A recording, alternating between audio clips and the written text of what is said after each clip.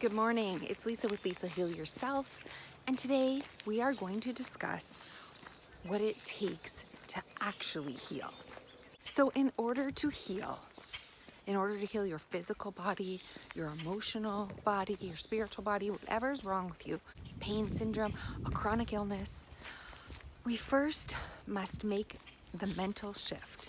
And if you haven't seen my video on the number one mental shift that you must make, please go watch that now. Okay, nothing happens without that shift.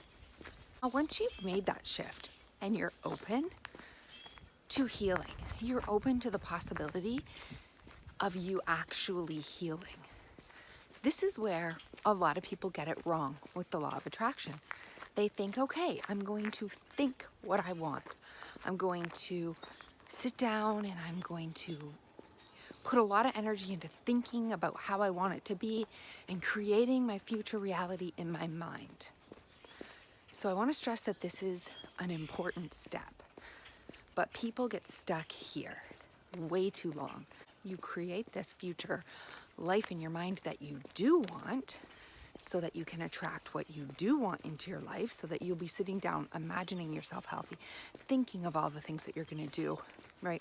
Thinking of how your life will be different when you're healed, really calling that into being, and that you're going to continue to do this over and over and over, and it's going to come into existence because what you think about is what you are going to attract. This isn't exactly right, and if you haven't seen my video on the law of vibration, I want you to go check that out. It's super important, and it really explains the difference between the law of attraction and the law of vibration, and why the law of attraction, why people get stuck in this future reality creation step for far too long. So, okay, we're sitting and we're thinking. We're thinking about what we do want. That is an amazing step. But if it's not followed by action, it will go nowhere. So we're missing the action. Now, I have also done a video on healing burnout. And if you haven't checked that video out from yesterday, please go do that. Healing burnout is real. I'm not talking taking massive action to the point where you burn yourself out. What I am suggesting is that you do need to take action. You need to do basic things that are good for your body. Sleeping, eating a healthy diet, right? Going to bed on time, getting a lot of water, getting outside, breathing fresh air, thinking good thoughts. Okay, so all of these things are important basic steps. So we must take action. What do I mean by that? I don't necessarily mean take action to heal yourself. And this is what all of us do when we're trying to heal ourselves. We take action, we change our diet, we change our protocol. We spend every waking moment of our day, we fill it with healing activities, right? But they don't actually become healing because we're overdoing it, we're stressing ourselves out. The action that I mean for you to take is that you begin to become, you be your future self right now in this moment. That is the action that you need to take. So you've sat down and you've thought about what it's going to look like. You've created your reality in your head. You want to be healthy, you want to be healed, you want to participate in life, have friends, have a social life, go back to work, do whatever it is that you're doing, and you imagine what it's going to be like when you're healed. But now you actually have to embody that. So the action that you need to take is not all this healing protocol stuff that we immediately jump into and think, well, if I do this and this and this and this, it will equal those results, and then I can act or be that way. The action that you need to take is that you need to be that way now. You need to live your life now. You need to act as though you're healed now. Be healed now, right? You need to participate in life, have friends, have fun, laugh. So you need to embody the life that you want. The action that you need to take is stepping into that future, is embodying that mentality. So if you are about to lose weight, yes, you need to cut back on your food. Yes, you need to exercise. Yes, you need to, follow certain things that you might need to do in order to lose weight. But that's not the most important action that that person needs to take.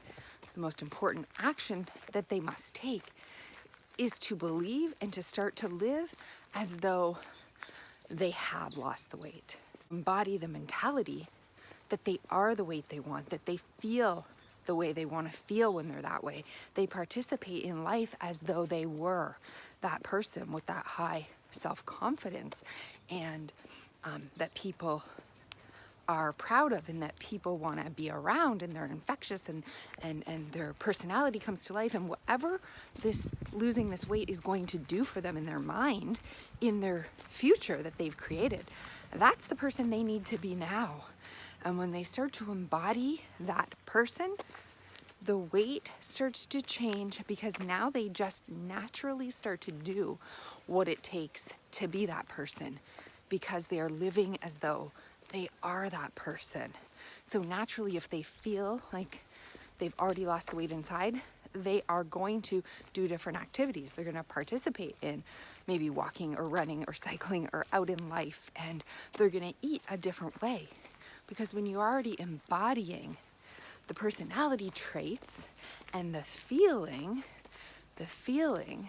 then you are already being that person, and you're calling everything that person is going to be. You're calling it to you now. Just start to live as though you are healed, you are better, that this isn't weighing you down, that this isn't a problem. And I know it's hard. I know it is difficult, because we cling to our excuses and our payoffs and our old stories, and we say, but I can't because I'm too bad, or I'm this, or I'm that. We have all these reasons that stand in the way from us embodying who we actually want to be. And you say, you know, if only this was different, then I could be like that. And instead you need to say, I will be like that first, and then hopefully that will be different. So I know it's not an easy thing to do. I know, especially if you have an illness that you've been dealing with for a long time. It's chronic. You're suffering. You're in pain. You are not enjoying life. You don't want to be around people. You can't look forward to activities. You don't enjoy anything anymore because you're consumed. Don't you see? You need to embody. You need to be that person now. You need to start enjoying what you would enjoy if you were healed now. And this is the tallest order, and this is what we resist most. This is what I resisted most for the longest time. I said, I can't. I simply can't. I can only do it if and when I'm healed. And I stayed stuck for too long because of that mentality. And even though it was hard to take the steps forward, so what you have to do is take little steps. What can you do to help yourself feel just a little bit better, a little bit lighter, a little bit happier, a little bit more joyful, a little bit more healed? What gives you a little bit of comfort, a little bit of peace? Do that now. Take that action. That is the action that will help you feel is the word. Feel slightly better. Feel a little more happy. Feel a little more joyful, right? Instead of running around doing all these healing protocols that are making us feel exhausted, worn out, tired, stressed, sad, hopeless. Do what makes you feel a little bit better, even just a little bit better, a little bit calmer, a little bit happier, a little bit more healed, a little bit more hopeful, right? More loved, more in tune, more whatever it is. It could be small, like getting yourself a cup of tea and just listening to your favorite book on tape. It could be something like going for a walk or sitting in the sunshine. It could be just watching a show that you enjoy. It could be anything. Now, I'm not saying don't take any healing actions. Obviously, put things in your body that are good for you. Do things that are good for you. But when you're feeling a little bit better, you will ultimately want to do those things. I'm saying don't force yourself to do them, and have the feeling of, have a feeling the whole time you're doing these healing actions that is in resistance. And that is not, you're feeling like this is never gonna work, but you're doing it anyway. That's not the feeling, right? The feeling is, I'm drinking this juice and oh, I feel it's helping me. It's nourishing me, right? I'm eating this diet, but if you're scared of your own diet and you're like hating it, or you hate all the preparation and you're terrified and you don't think you're getting it right, that's not the feeling you want to have. You want to prepare your food in a way where when you eat it, you're like, this is helping me. I love this food, right? You go to bed at night and you're like, oh, thank goodness. I'm gonna go to bed and take care of my body. It feels good to climb under the covers. So you want to do things. Yes, you have to take action in the healing world. Yes, you have to take action that matters, but the biggest action that matters is what's in your mind. Really look at the actions that you're taking every day. Are those actions in alignment to helping you feel and embody the person that you want to become? If the actions that you're taking throughout the day and the relationships that you have in your life and the thoughts that you're thinking and the things that you're doing are actually giving you the feeling that's getting you farther away from the feeling you need to feel to be the person that you want to be and embody, then you're going in the wrong direction. We must take action, but it must be the action that helps us embody the feeling of healing. And that is the secret, that is the key, and that is what almost 99% of people who are stuck on their healing journey miss. They're taking action that doesn't align with feeling the feeling of being better, being healed, being okay, being back in their life, feeling the way they want to feel when they're healed. They're taking the wrong action. An action may be as simple as not engaging in a conversation that's going to stress you out, not engaging in an argument that you know you're going to get in with a certain person, right? The action may be to slow your thoughts instead of speed them up. The action may be to take your to-do list off your plate. The action may be to get up and go outside and go for a run, or drink a juice or a smoothie or eat a certain diet. But the action has to align with helping you feel better and more healthy and more healed. The actions that you take every day must contribute to the feeling of healing, the feeling that you're trying to get to. And so sometimes that action is engaging in something, and sometimes an action is not engaging in something, deciding that that runs too much for you. That's an action that you're taking, right? Deciding that that argument or that conversation or that event is not the right one for you to go to. So actions can go either way. They can actually be doing something, or the action that you're taking might be choosing not to do it. And then you replace it with something that feels better than that. So instead of engaging in a conversation or an argument or a pattern that's bound to make you feel lost, hopeless, down, rejected, whatever it makes you feel, angry, you decide not to do that. And then you replace that action with something that makes you feel better. You decide to sit down and have a tea and read your book, or you decide to go out for a walk, or you decide to make a green juice, or you decide to do something else. So again, we have to be really clear about what actions are. They're not always jumping in and going 100% and doing. Sometimes actions are choosing not to do. That is a valid action that you might take. So maybe you have a certain sensation, physical sensation, or you have a certain emotion, and your action is that I need to feel this right now. I can't rise above it. I can't ignore it. I can't distract from it. It's best for me to feel it. And that actually helps me get closer to feeling it deeply and allowing it to pass and to let it go, right? So again, feeling it and sitting in it sometimes is what we need to do. It's an action that you're taking. I'm choosing right now. I'm actually going to make a choice.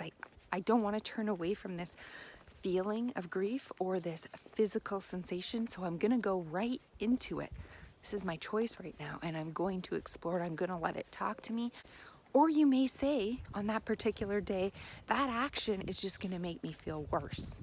going into my feeling, complaining, feeling sorry for myself is actually just going to make me feel hopeless and feel like the victim. So I'm better off to choose an action today. Distract from it. Throw yourself into something that you do want, that you do like. What can I do instead of just wallowing in my own misery? Perhaps I can do something that makes me feel just a little bit better today and engage in life in a way that takes my power back instead of allowing it to make me feel powerless. So that is an action too. So when we take these actions, we must do it. We must know that feeling that feeling today or that sensation actually helps me feel better. It helps to release it. It helps to make me feel actually a little more healed because I needed to cry, or I needed to talk about it, or I needed to let it out. And sometimes we can see that we're hanging on to it and all we're doing is feeling hopeless, helpless, and being a victim. And we're like, no, I'm gonna take my power today. And what actually is gonna help me today to feel more embodied and healed and going towards what I want is to take an action, throw myself into life. Maybe if I love gardening, go out and garden. If I love the sunshine, just go out and feel the sunshine. If I want to, whatever it is, whatever you can do to just take steps to take your power back. It's all about taking your power back, and then that feeling will help you feel better because you won't be feeling so victimized and helpless and hopeless. So again, we have to be really clear on the action that we're taking each day is actually in that moment helping us feel better, helping us feel more connected, helping us feel more healed, helping us feeling like we are going in the right direction. Really think about what is going to make you feel just a little bit better right this moment. So remember, it's think, do, be, have. First we think it, we think the right things, right? We're thinking what we want. Then we do it, we must take action. Then we be. Once we embody what we want, we are being that person.